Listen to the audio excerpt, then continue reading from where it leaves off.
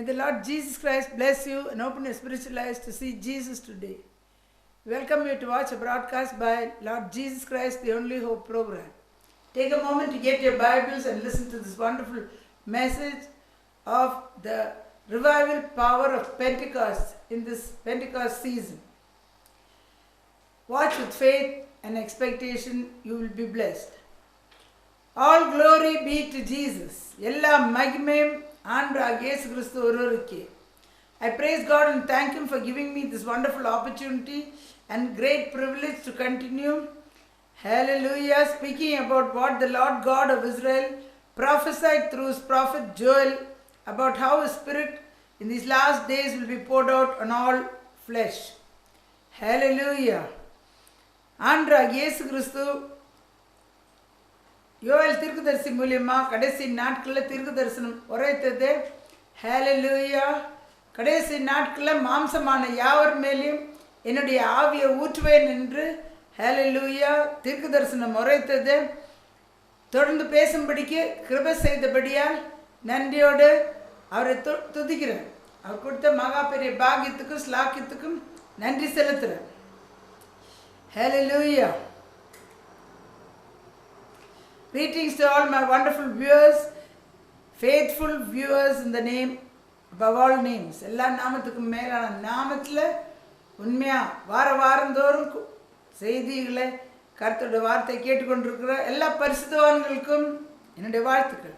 The next 20 minutes, the power of Pentecost is going to be poured out on you and your families and change your lives forever. அடுத்த 20 நிமிஷத்தில் Pentecost நாளில் ஊட்டின வல்லமை, எழுப்புதலின் வல்லமை, விடுதலின் வல்லமை, சுகமாக்கும் வல்லமை உங்கள் மேலேயும் உங்கள் குடும்பத்தின் மேலேயும் ஊற்றி உங்கள் வாழ்க்கையை நித்தியத்துக்கு மாற்றப் போகிறது. If you need prayer, call that number on the screen. The very instant the delivering power of the Holy Spirit will come and deliver you. உங்களுக்கு ஜெபம் தேவைப்பட்டால் அந்த டெலிஃபோன் நம்பரை கூப்பிடுங்கள். அட்சணமே அந்த விடுதலை கொடுக்குற வல்லமை வந்து பரிசுத்த ஆவியானவர் வந்து உங்களை விடுவிக்க வல்லவராக இருக்கிறார். Shall we constrain him to come? நாம் அவரை வருந்தி அழைப்போமா? பொழிந்திடும் வல்லமை, உன்னதத்தில் வல்லமை, ஆவியின் வல்லமை, அக்கினியின் வல்லமை, பொழிந்திடும் வல்லமை, உன்னதத்தில் வல்லமை, ஆவியின் வல்லமை, அக்கினியின் வல்லமை. Hallelujah. Last week we saw how the glory of God came down on the saints of God in the temple of the Lord in 2 Chronicles 5th chapter, when 120 trumpeters blew their trumpets and sang, and nobody could stand there, or even the priests could minister before the Lord because the glory cloud that filled that place. போன வாரம் நாம் பார்த்த காரியங்கள் என்னவென்றால், 2 நாளாகம 5ஆம் அதிகாரத்தில் தேவனுடைய மகிமையின் மேகம் வந்து தேவாலயத்தில் இறங்கின போது 120 பேர்கள் வந்து தன்னுடைய எக்காலத்தை ஊதி பாடி கர்த்தரை மகிமைப்படுத்தும் போது, அந்த மகிமை இறங்கின போது யாரும் அங்கே நிற்கக்கூட முடியாத இருந்தது. ஆசாரியர்கள் தன்னுடைய வேலைகளை செய்ய முடியாது போனதை பார்த்தோம். Hallelujah. In the New Testament we saw in Acts 2 how suddenly the Holy Spirit was poured out on 120 people waiting in the upper room of the temple on the day of Pentecost, and they were endued with power from on high. அது மட்டும் இல்லாதபடிக்கு புதிய ஏற்பாட்டில் நாம் எதை பற்றி பார்த்தோம்? அப்போஸ்தலர் 2ஆம் அதிகாரத்தில் சடுதியில் பரிசுத்த ஆவியானவர் உன்னதத்திலிருந்து 120 பேர் மேலே ஊற்றப்பட்டதோ அந்த மேல் அறையில், தேவாலயத்தின் மேல் அறையில் பெண்டிகாஸ்ட் நாள் வந்த போது ஊற்றப்பட்டதும் அவர்கள் உன்னதத்திலிருந்து பலன் அடைந்தார்கள்னு பற்றி பார்த்தோம். In the Old Testament we see the hand of the Lord came upon individuals, and it was quite common under the Old Covenant and also under the New Covenant. பழைய ஏற்பாட்டில் நம்ம பார்க்குறோம், ஒருத்தர் மேலே பரிசுத்தவான்கள் மேலே கர்த்தருடைய கரம் இறங்குனதும் அது நிறைய பேர் மேலே அப்படி இறங்குனதை பற்றி வாசிக்கிறோம். பழைய உடன்படிக்கை இல்லை, இப்போ கூட புதிய உடன்படிக்கை கூட அப்படியே கர்த்தர் செய்கிறத கிரியை செய்கிறத நாங்கள் பார்க்குறோம். The Lord's hand would reach out and touch people's lives, and the old covenant, which was a type and shadow of the covenant we have today. அப்போ பழைய ஏற்பாட்டில் பழைய உடன்படிக்கையில் என்ன பார்க்குறோம்? கர்த்தரோட கரம் நீட்டி ஜனங்களை தொடுவார்கள். பழைய உடன்படிக்கையில் அது ஒரு மாதிரி, ஒரு நெல்லாட்டமாக கர்த்தரோட ஒரு மாதிரியாக இருந்தது.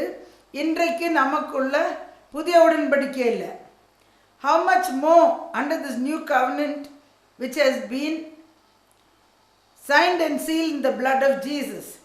அப்போ பழைய ஏற்பாட்டிலே அப்படி என்றால் புதிய ஏற்பாட்டில் புதிய உடன்படிக்கை ஆண்டவருடைய ரத்தத்தினால முத்திரையிட்டு கையெழுத்தை போட்டு உடன்படிக்கை எவ்வளோ அதிகமாக இருக்கும்? Will he not come and manifest himself among men? மனுஷர்கள் மத்தியில் வந்து கர்த்தர் வெளிப்பட மாட்டாரா? God has not changed. He is the same. கர்த்தர் மாறவே இல்லை. அவர் மாறாதவராக இருக்கிறார். He is the same yesterday, today and forever. Amen. அவர் நேற்றும் இன்றும் என்றும் மாறாதவராக இருக்கிறார். Amen. Hallelujah. God is dealing with man, and when he comes in, something will happen. கர்த்தர் மனுஷரோடு இடைப்பட்டு கொண்டு இருக்கிறது பார்க்குறோம். அவர் வரும்போது ஹalleluya ஒரு மாற்றம் உண்டாகும். In the years gone by, the Lord God hallelujah has worked miraculously through his people. கடந்த வருஷங்களில் தேவனாகிய கர்த்தர் அவருடைய ஜனங்க மூலியமாக பரிசுத்தவான்கள் மூலியமாக அற்புதமாக அதிசயமாக கிரியை செய்திருக்கிறார். Thank God for that. அதுக்காக கூட நாம் நன்றி செலுத்துகிறோம். We see in God's word that when the hand of the Lord came upon people, they were not able to move also. பழைய ஏற்பாட்டில் கூட நாம் பார்க்குறோம் கர்த்தரோட கரம். புதிய ஏற்பாட்டில் கூட பார்க்குறோம் கரம் வந்து மனுஷனை தொட்ட போதே அவங்க அசைய முடியாது இருந்தது. The anointing was so strong. Then when the Lord moved on his people, and even now also, hallelujah. அப்போ அபிஷேகம் அவ்வளோ அதிகமாக ஊற்றினதுனால கர்த்தருடைய ஜனங்க அப்படியே அந்த அபிஷேகத்தினால வல்லமையாக அவங்க சரீரமே மாறினதை பார்க்குறோம். Now what about the Lord's moving today? அப்போ பழைய ஏற்பாட்டில் காலத்துலேயும் கூட புதிய ஏற்பாட்டின் காலத்துலேயும் கூட கர்த்தர் அப்படி ஒரு பரிசுத்தவான்கள் மூலியமாக கர்த்தரோட வல்லமை அபிஷேகம் ஊற்றின இருந்தால் இன்றைக்கு ஆண்டவர் என்ன செய்கிறார்? ஹalleluya. ஆண்டவர் இந்த நாட்களில் நாம் வாழ்ந்து கொண்டிருக்கிற இந்த காலகட்டத்தில் கூட கர்த்தர் கிரியை செய்ய வேண்டுமா இல்லையா? Are you hungry for the Lord moving today? இந்த நாள் அதே மாதிரி கர்த்தர் கிரியை செய்யும்படிக்கு நீங்கள் பசியாக இருக்கிறீர்களா? You need a hunger and thirst for the Lord to move today in the same way. அதே போலவே இன்றைக்கும் கர்த்தர் கிரியை செய்ய வேண்டுமென்றால் நமக்கு ஒரு பசி வேணும், ஒரு தாகம் வேணுமா இருக்குது. Part of the reason why we don't see a move in that way today is because we don't allow the Lord to do what he wants to do. When his presence comes in, we cut him up.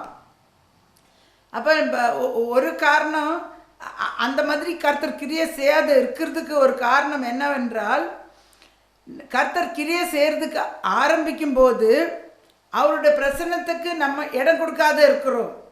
நாம் நிற்க வச்சுடுவோம். அவருக்கு இடம் கொடுக்காத அவர் கிரியை செய்கிறதுக்கு இடம் கொடுக்க மாட்டோம். We put God in a box and shut him up and tell him you can't move that way. நாம் ஒரு பெட்டிக்குள்ளே கர்த்தரை உட்கார வச்சு பெட்டியை மூடி வச்சு கொண்டிருக்கிறோம். பிறகு அந்த மாதிரி எல்லாம் சபையில் செய்ய முடியாதுன்னு நாம் சொல்லிக்கொள்கிறோம். Judging the move of God by an outward manifestation. அப்போ கர்த்தர் கிரியை செய்யும்போது வெளிரங்கமாக பார்க்குற காரியத்தை வச்சு தேவன் கிரியை செய்யலைன்னு தீர்மானம் பண்ணுறாங்க மனுஷன். Thinking that it is the devil and start binding him. கர்த்தர் கிரியை செய்யும்போது ஒரு சில ஊழியக்காரர்களுக்கு அது புரியாது, அது பிசாசு கிரியை செய்யறதுன்னு சொல்லி பிசாசை கட்டி வைக்கிறதுக்கு ஆரம்பிக்குவார்கள். People don't have the discernment between the Holy Spirit of God and the evil spirit. ஜனங்களுக்கு பகுத்தறிவு கிடையாது. தேவனுடைய பரிசுத்த ஆவியானவர் கிரியை செய்யறதுக்கும் பொல்லாத ஆவிகள் கிரியை செய்யறதுக்கும். And some pastors are trying to cast out the Holy Spirit from people thinking it is an evil spirit. ஒரு சில ஊழியக்காரர்கள் என்ன பண்ணுறாங்க, பகுத்தறிவு இல்லாத தொட்டு ஜனங்க பரிசுத்தாவினால பரிசுத்தாவி அவங்க மூலமாக கிரியை செய்து கொண்டிருக்கும் போது அது பிசாசுட ஆவின்னு சொல்லி அது அதட்ட பார்க்குறாங்க. They don't have discernment of spirits and many are judging with the outward signs. அவர்களுக்கு பகுத்தறிவு இல்லாதபடிக்கு ஆவிகளை பகுத்தறிவு வர இல்லாதபடிக்கு அவர்கள் வெளிரங்கமாக பார்க்குற அடையாளத்தை வச்சு கணக்கு போடுறார்கள். We think also that everything that is supernatural is of the devil. நிறைய காரியங்க இயற்கைக்கு அப்பாற்பட்ட அற்புதங்கள் நடக்கும்போது அது பிசாசு செய்கிறாங்கன்னு கூட மனுஷன் நினச்சி கொள்கிறார்கள். We are sitting right now in a very critical situation in the church.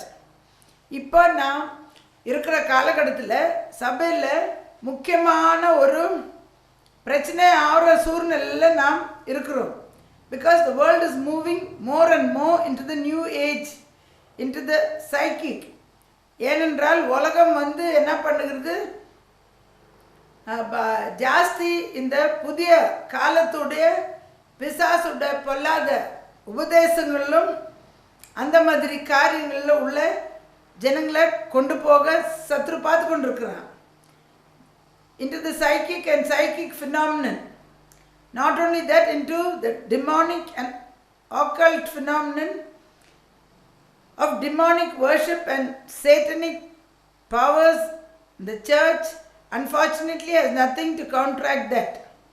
இன்னைக்கு அதிகமாக பேய்களோட ஆராதனைக்கும் பிசாசுட வல்லமைகளுக்கும் இந்த மாதிரி பொய்யான உபதேசங்களும் காரியங்களில் சபை எதிர்த்து நிற்கிறதுக்கு அவங்கக்கிட்ட ஒன்றுமே இல்லாத இருக்கிறது. They put the Holy Spirit at the back and say to the Lord Jesus, this is my service, you can't come in, I will do what I want to do. ஆவியானவர் கிரியை செய்யும்போது ஊழியக்காரர்கள் கூட என்ன செய்கிறாங்க, பரிசுத்தாவி பின்னாடி வைத்துட்டு இது கர்த்தரிடத்தில் சொல்லுகிறார்கள், இது என்னுடைய ஆராதனை, நீ இஷ்டமாக இங்கே வேண்டியதை போல செய்ய முடியாது என்று சொல்லி சொல்லுகிறார்கள். And says that I can't have that real move of God in my church, it is out of order. அவர்கள் என்ன சொல்லுகிறார்கள், உண்மையான தேவனுடைய பெண்டிகாஸ்ட் நாளில் நடந்த அற்புதமான வழிநடத்துதல் இந்த சபையில் செய்ய முடியாது, நீ செய்தால் எல்லாம் ஒழுங்கேற்று போயிடுன்னு சொல்லிட்டு. It is out of order of the traditional. ஆனால் பாரம்பரியாக செய்து கொண்டு வர்ற சபைகளில் தான் ஒழுங்கில்லாத போகிறது. It is in the order of the book of Acts. இப்போ ஒழுங்கில்லைன்னு சொல்கிற காரியம் அப்போஸ்தலர் நடவடிக்கைகளில் நடந்தது ஒழுங்கு பிரகாரம் தான் பரிசுத்தாவி ஊற்றப்படும்போது நடக்கிறது. A service doesn't work when nobody gets saved, when nobody gets healed, when nobody gets set free, nobody gets delivered. That's a meeting out of order. ஜனங்க என்ன சொல்கிறாங்க, ஒரு ஆராதனையில் யாரும் ரட்சிக்கப்படாதபடிக்கு, யாரும் சுகம் பெற்றுக்கொள்ளாதபடிக்கு, யாரும் விடுதலை ஆகாதபடிக்கு, யாருமே எந்த ஆசீர்வாதம் பெற்றுக்கொள்ளாத ஒரு ஆராதனைக்கு அது என்ன கேட்டால் அதுதான் ஒழுங்கில்லாத சபை ஆராதனை. A meeting in order is a meeting where people get saved, healed, delivered, set free. The power of the devil gets broken. They get filled with the Holy Spirit, filled with a joy that is unspeakable and full of glory. That is a meeting in order. என்ன கேட்டால் ஒழுங்குள்ள ஒரு கூட்டம் எதாவாக இருக்கிறது, ஜனங்க ரட்சிக்கப்படுவார்கள், சுகம் பெற்றுக்கொள்வார்கள், விடுதலை அடைவார்கள், அற்புதங்கள் நடக்கும், பிசாசுட கட்டுகள் எல்லாம் முறியடிக்கப்படும். அவர்கள் பரிசுத்தாவினால் நிரம்பி எல்லையில்லாத மகிழ்ச்சி அவருடைய மகிமையினால் பெற்றுக்கொள்வார்கள். அதுதான் ஒழுங்குள்ள ஒரு கூட்டம், ஆராதனை. A meeting in order is a whole herd of swine running violently down the hill into the sea.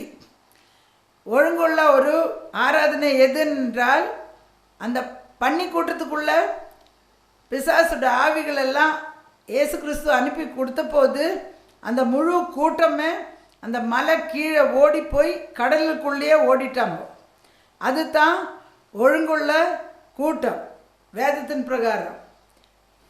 At this juncture, I'd like to talk about clean and unclean foods mentioned in the Holy Bible. இந்த நேரத்தில் ஒரு விஷயத்தை பற்றி, ஒரு கருத்தை பற்றி பேச நான் ஆசைப்படுகிறேன். வேதத்தில், பரிசுத்த வேதாமத்தில் சுத்தமானதும் அசுத்தமானதும், ஆகாரங்கள் சாப்பிட வேண்டியதும் சாப்பிடக்கூடாததை பற்றி வேதத்தில் என்ன எழுதியிருக்கிறத பற்றி பேச ஆசைப்படுகிறேன். The Old Testament dietary and sanctification laws are still the same for us today. பழைய ஏற்பாட்டில் ஆகாரத்தின் பிரமாணமும் பரிசுத்தமாக்குதலின் பிரமாணமும் இன்றைக்கும் அதே தான் இருக்கிறது, அது மாறல. In Leviticus chapter 11 we read the list of clean and unclean foods to be eaten and not to be eaten. லேவியர் ஆகமம் 11ஆம் அதிகாரத்தில் அங்கே எல்லா விதமான அசுத்தமான மிருகம், பறவை, ஆகாரங்கள் மனுஷனுக்கு சாப்பிட வேண்டியதும் சாப்பிடக்கூடாததும் பெரிய லிஸ்ட்டாக எழுதி இருக்கிறத வாசிக்கிறோம். You might say Apostle Paul has written in his epistles that everything becomes holy through reading God's word and prayer. நீங்கள் என்ன சொல்லலாம்? நிருபத்தில் அப்போஸ்தலனாகிய பவுல் எழுதியிருக்கிறார், எல்லாவற்றிலும் நாம் தேவனுடைய வார்த்தை வாசிக்கிறதுனாலே ஜெபத்தினாலே பரிசுத்தமாகும் என்று. That is not the meaning of it. You have to read the context. அது அந்த வசனம் மட்டும் எடுத்துட்டு வாசிக்கிறது இல்லை, அது என்னத்துக்கு அங்கே எழுதியிருக்கிறாங்கன்னு அது கூட மேலே கீழே வாசிக்க வேண்டியதாக இருக்கிறது. Those who like to eat foods commanded not to be eaten will be searching for verses to suit their purposes and miss out on the context it is written with. ஒரு சில ஜனங்களுக்கு அந்த சாப்பிடக்கூடாதுன்னு சொன்ன பொருள்களை சாப்பிட்றதுக்கு ரொம்ப டேஸ்டாக இருக்கிறதுனால சாப்பிட்றதுக்கு விருப்பமாக இருக்கும். அப்போ அவர்கள் அவர்களுக்கு ஏற்றதாக வசனங்கள் தேடிக்கொண்டு காட்டுவார்கள். அப்போ என்னத்துக்கு அந்த வசனம் எழுதியிருக்கிறதுன்னு மேலே கீழே அந்த கருத்தை அவங்க விட்டுவிடுவாங்க. I would like to challenge you personally regarding this subject. இந்த கருத்தை பற்றி நான் ஒரு சவாலை விட ஆசைப்படுகிறேன். To take a bottle of poison, pray for it with the word of God in Mark 16, where it says, if you drink any poisonous thing, it will not hurt you. அப்போ நான் என்ன சவால் செய்ய விரும்புகிறேன்னு சொன்னால், ஒரு பாட்டில் விஷத்தை எடுத்துட்டு அதுக்கு ஜெபம் பண்ணி கர்த்தரோட வார்த்தை வாசிச்சுட்டு, மார்க் சுவிசேஷம் 16ஆம் அதிகாரத்தில் விஷம் குடித்தா கூட அது நமக்கு சேதத்தை கொண்டு வராதுன்னு சொன்ன வாசனம் வச்சுட்டு ஜெபிச்சுட்டு குடிங்க. You pray with this verse and drink it. நீங்கள் அதெல்லாம் வச்சு ஜெபம் பண்ணி குடிக்க வேண்டும். What will happen is, if you are doing it for a challenge, you will fall down dead as a doornail. அப்போ என்ன சம்பவிக்கும் என்றால், நீங்கள் சவாலுக்காக இப்படி செய்வீர்கள் என்றால் நீங்கள் செத்து அங்கே விழுவீர்கள். Actually the meaning there is, if without your knowledge they give you poison to drink, it will not harm you through the protecting and nullifying power of the Holy Spirit in you. அங்கே உண்மையான அர்த்தம் என்னவென்றால், நீங்கள் தெரியாதபடிக்கு யாருன்னா உங்களுக்கு விஷம் குடிக்க கொடுத்தா நீங்கள் குடித்தா கூட தேவனுடைய பாதுகாக்கிற பரிசுத்தாவின் வல்லமையும் அந்த விஷத்தின் வல்லமையெல்லாம் நிர்மூலமாக்குற பரிசுத்தாவி உங்களுக்குள்ளே இருக்கிறதே, அது கிரியை செய்து உங்களுக்கு ஒன்றும் சேதம் வராதபடிக்கு பாதுகாக்கும். Many times they have given poison to my senior pastor, Apostle Bishop Dr. Reuben, without his knowledge. அநேக முறை என்னுடைய தலைமை போதகர் அப்பாஸ்டல் பிஷப் டாக்டர் ரூபன் அவர்களுக்கு அவருக்கு தெரியாதவே விஷம் கலந்து கொடுத்துருக்காங்க. And immediately the Holy Spirit has spoken to him to go vomit it out. உடனேவே அது சாப்பிட்டுட்டு கூட இருக்கிறார்கள். உடனேவே ஆவியானவர் உணர்த்தி போய் அது வாந்தி பண்ணுன்னு சொல்லி உணர்த்தினது எத்தனையோ சாட்சிகள் சொல்லி இருக்கிறார்கள். Many testimonies he spoken like this. Some others may say the Lord Jesus himself told Apostle Peter in Acts chapter 10 verse 13 to 15 to rise, kill and eat all the unclean birds and animals. And when Peter answered and said, I have never eaten anything that is common or unclean, then the voice spoke to him the second time, what God hath cleansed, that you don't call unclean. அப்போ ஒரு சிலர் என்ன சொல்வீர்கள், கர்த்தராகிய இயேசு அப்போஸ்தலர் நடபடிகள் 10ஆம் அதிகாரம் 13 15 வசனத்தில் அப்போஸ்தலராகிய பேதுரு இடத்துல அந்த தரிசனம் காட்டின போது, பசியாக இருக்கும்போது தரிசனம் காட்டின போது எழுந்து இதெல்லாம் சாகடித்து புசின்னு சொல்லி அசுத்தமான பறவைகளும் மிருகங்களும் எல்லாம் ஒரு நிறைய இருந்ததுக்கு பேதுரு இடத்துல தேவன் பேசினதை நாம் வாசிக்கிறோம். அப்போ பேதுரு என்ன பதில் சொன்னது அது கூட நம் வாசிக்கிறோம். நான் அசுத்தமான எந்த காரியம் நான் புசித்ததே கிடையாதுன்னு சொல்லி பேதுரு பதில் சொல்லுகிறார். அப்பொழுது ஒரு சத்தம் திருப்பி பேதுரு இடத்துல பேசினது என்னவென்றால், தேவன் பரிசுத்தமாக்குனது நீ அசுத்தம் என்று சொல்லாதேன்னு சொல்லியாச்சு. You will say God himself has cleansed the unclean so we can eat it. அப்போ நீங்கள் என்ன சொல்வீர்கள், தேவனை பரிசுத்தமாக்குனது அது எப்படி அசுத்தமாக இருக்கும், அது நம்ம சாப்பிடலாம்னு. It is no more unclean. அது இப்போ அசுத்தம் கிடையாது. You cannot eat it because if you read chapter 10, actually it is not about food at all, but God bringing the Gentiles into salvation. அப்போஸ்தலர் நடபடிகள் 10ஆம் அதிகாரத்தை நாம் வாசித்தா அது ஆகாரத்தை பற்றியே கிடையாது விஷயம். பிரஜாதிகளை ரட்சிப்பின் வழியாக கொண்டு வரும்படிக்கு இந்த காரியத்தை தரிசனத்தை பேதுருக்கு காட்டினதை வாசிக்கிறோம். Today we see sickness and disease are rampant among God's people and others too. Why? Because of disobedience to God's laws. இன்றைக்கு நாம் பார்க்குறோம், கர்த்தருடைய ஜனங்களும் வெளியிலத்து ஜனங்களும் கூட வியாதியும் தீராத வியாதிகளும் எல்லா மாதிரி பலவீனங்களும் பாவசாப ரோகங்களும் ஜனங்களை மேற்கொண்டிருக்கிறத பார்க்குறோம். ஏன் அப்படி நடக்குது? ஏன்னு சொன்னால் தேவனுடைய பிரமாணத்தின் பிரகாரம் அவங்க கீழ்ப்படியாது இருக்கிறபடியா. Why did the devils want to go into the herd of pigs? பிசாசுகளே இயேசுநாதர் எங்கே போவீர்கள் என்று கேட்டபோது லேகியோன் பிடிச்ச மனுஷனிடத்தில் அந்த பேய்களிடத்தில் கர்த்தராகிய இயேசு கேட்டபோது பிசாசுகளெல்லாம் என்ன சொல்லுது, அந்த பன்றி கூட்டத்துக்குள்ளே எங்களை அனுப்பிவிடுன்று. Why did they ask to be sent into the pigs? பன்றி கூட்டத்துக்குள்ளே ஏன் எங்களை அனுப்புன்னு குறிப்பிட்டு நேராக பிசாசு பதில் சொன்னது இயேசுநாதர்கிட்ட. Because they are unclean and evil spirits have affinity for them. ஏனென்றால்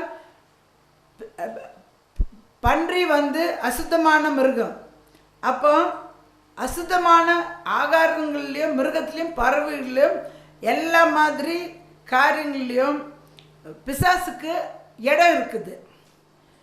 Be holy as I am holy says the Lord God. பழைய ஏற்பாட்டில் கூட புதிய ஏற்பாட்டில் கூட கர்த்தர் என்ன சொல்கிறார், நான் பரிசுத்தராக இருக்கிறது போலவே நீங்களும் பரிசுத்தராயிருங்கள். Why did not Peter eat these foods? This is the reason. ஏன் சொல்லுங்க, பேதுரு ஏன் இந்த அசுத்தமான ஆகாரத்தை சாப்பிடாத இருந்தது? ஏன் சொல்லுங்க, அது அசுத்த ஆகாரங்களை அவங்கள தொடக்கூட மாட்டோம். in Isaiah chapter 64, 5 and all we read, about pork, you don't even touch it. Peter and Paul, all of them, they would not have touched it also. அப்போ ஏசா தீர்க்கதரிசி மூலியமாக கர்த்தர் பேசுகிறத 64ஆம் அதிகாரம் 5ஆம் அதிகாரத்தில் எல்லாம் கூட பன்றியை தொடக்கூட கூடாது என்று எழுதி விட்டுருக்கிறது. என்னத்துக்கு அப்படி செய்யக்கூடாது?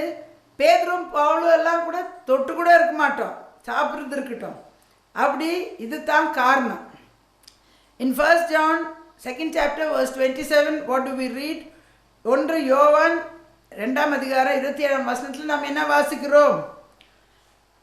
You have been anointed by the Holy One and you don't need any man to teach you about the things of God. The Holy Spirit anointing will teach you about the things of God. What is the things of God? It will give you discernment of what is the things of God and what are not the things of God. அப்போ 1 யோவான் 2ஆம் அதிகாரம் 27ஆம் வசனத்தில் யோவான் தன்னுடைய நிருபத்தில் என்ன எழுதுகிறார்? நீங்கள் பரிசுத்தரால் அபிஷேகம் பண்ணப்பட்டவர்களாக இருக்கிறீர்கள். ஹல்லேலூயா. ஒருவரும் உங்களுக்கு கற்றுக் கொடுக்க வேண்டிய அவசியம் இல்லை. உங்கள் ஆவியில் பரிசுத்தாவின் அபிஷேகமே உங்களுக்கு கர்த்தருடைய காரியம் எதுவென்றும் கர்த்தருடைய காரியம் இன்னது அல்ல என்றும் அந்த பகுத்தறிவு உங்களுக்கு கொடுப்பார்கள். அப்போ உங்களுக்கு தெரியும் நல்லா. ஒரு மனுஷன் சொல்லி தர வேண்டிய அவசியம் இல்லை. ஏன்னா ஆவியானவர் நம்மளோடு இருந்து என்ன பண்ணுறார்? நம்மளுக்கு வித்தியாசத்தை காட்டி தருகிறார். என்னத்துக்கு? Why did the Lord command his people not to eat certain things and to eat things? ஏன் கர்த்தர் ஒரு சிலதை சாப்பிடு ஒரு சிலதை சாப்பிடாது என்று கட்டளை இட்டிருக்கிறார்? ஏனென்றால் the reason why is you should observe their diet, those animals or birds or whatever, what they eat. So what they eat will be in their body. If they don't eat clean foods, there will be poison in their bodies. And if man eats it, the poison from that will go into man. அப்போ ஏன் அப்படி கட்டளை இருக்கிறார் என்றால் அந்த பறவையோ மிருகத்தின் ஆகார முறை நீங்கள் கவனிக்க வேண்டியது. அது என்ன சாப்பிடுகிறாருன்னு சொல்லி நீங்கள் கவனிக்க வேண்டும். அது அசுத்தத்தை சாப்பிட்டா அதன் சரீரத்தில் என்ன இருக்கும்? அதன் சரீரத்தில் விஷம் இருக்கும். இப்போ நாம் அந்த பறவைய மிருகத்தை சாப்பிட்டா அந்த விஷம் நம்முடைய சரீரத்துக்குள்ளே போகும். அப்போ அந்த விஷம் நம்ம சரீரத்துக்குள்ளே இன்னைக்கு எல்லா விதமான வியாதிகளுக்கும் மனுஷன் எல்காரமாக இருக்கிறார்கள்.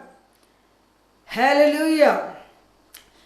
உபாகமம் 7:15 கூட கர்த்தர் என்ன சொல்லுகிறார்? In Deuteronomy 7:15, what does the Lord say? I will not put any of the evil diseases of the Egyptians on you, but I'll put them on those who hate you. அப்போ எகிப்தியர் மேலே போட்ட எந்த வியாதியும் பொல்லாத வியாதிகளும் உங்கள் மேலே நான் போட மாட்டேன். உங்கள் சத்துருக்கள் மேலே நான் அது போடுவேன்னு சொல்லி கர்த்தர் சொல்லுகிறார். அப்போ the Egyptians used to eat all unclean foods.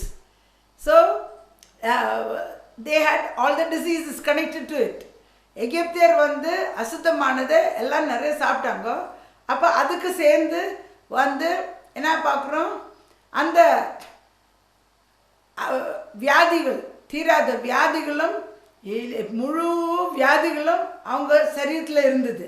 அப்போ அந்த வியாதிகள் உங்கள் மேலே நான் போட மாட்டேன், நான் விட்டு கீழ்ப்படியும் போது கர்த்தருடைய நியாயப்பிரமாணத்துக்கு நீங்கள் கீழ்ப்படியும் போது அந்த வியாதியெல்லாம் நான் போட மாட்டேன்னு சொல்லுகிறார். So then the Lord said to his people, when you obey my word, the diseases which I put on the Egyptians, I will not put on you. Hallelujah. உங்களுக்காக ஜெபிக்க போகிறேன். I'm going to pray for you now. இஸ்ரவேலின் துதிகள் வாசிக்கிற மகாபரிசுத்த தேவனே, நன்றியோட துதிக்கிறோம். அந்த கால வேளையில் ஹல்லேலூயா நன்றியோட துதிக்கிறோம். இந்த மாலையில் கூட கர்த்தாவே என்னோட பிரசன்னம் மகிமை கேட்குற எல்லார் மேலே ஊற்றவன்மாக ஜெபிக்கிறேன். கர்த்தாவே பரிசுத்த அபிஷேகம் நீ கொடுக்குற தேவன். பெண்டிகாஸ்ட் நாளில் கர்த்தாவே இந்த கடைசி நாட்களில் மாம்சமான யாவர் மேலே என்னுடைய ஆவியை ஊற்றுவேன் என்று சொல்லி வாக்குத்தத்தம் செய்து வாக்குமாறாத தேவனே, நீர் ஊற்றி கர்த்தாவே எழுப்புதல்ல கட்டளையிடுவேன்.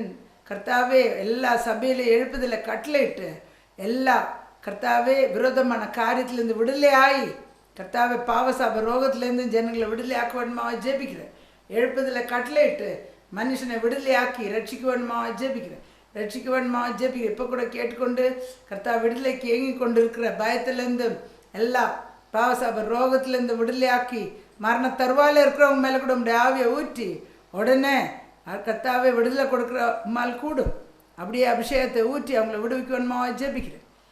பொண்ணு காட்டில் தாழ்த்தி ஒப்புடுக்குறோம். எல்லா துதிகளை மகிமை நமக்கு செலுத்துகிறோம். இயேசு கிறிஸ்துவின் விளையாடப்பட்ட நாமத்தில் ஜெபிக்கிறேன் நல்ல பிதாவே. Dear Lord Jesus, I pray for each and everyone listening to this message. I pray that you pour out, hallelujah, in these last days according to what Joel the prophet prophesied, pour out your spirit upon all flesh, everybody in all churches. Let them receive the revelation on the day of Pentecost, which the 120 received, Lord Jesus, and let them be filled with your Holy Spirit, delivered, healed and blessed, and rise up, Father. And Lord, you work revival in these last days, Father, before you are coming to bring many souls to salvation. Lord, even those who are suffering in different places, seeking, crying out for deliverance, pour out your healing power on them and set them free, captives free. Right now, heal them, deliver them. Lord, where your spirit is, there is liberty. Lord, I thank you and praise you. Let your blessing be upon them and their families. In Jesus' precious name I pray with thanksgiving. Amen. இந்த செய்தி உங்களுக்கு ஆசீர்வாதமாக இருந்தால் நீங்கள் இந்த முகவரிக்கு தொடர்பு கொள்ளுங்கள். இந்த ஊழியத்தை தாங்க விரும்பினா நீங்கள் தியாகமான காணிக்கைகளை அனுப்பி கடைசி நாட்களோட அறுவடை தாங்கள் கர்த்தர் வானத்தின் பலனை திறந்து இந்த பண்டிகை நாட்களில் எடுக்கொள்ளாமல் மட்டும் வருஷிக்க செய்கிற தேவன், வாக்குத்தத்தை செய்த தேவன் உங்களுக்கும் உங்கள் குடும்பத்தின் மேலே இந்த ஊழியத்தின் ஆசீர்வாதம் வந்து பலிக்கும்.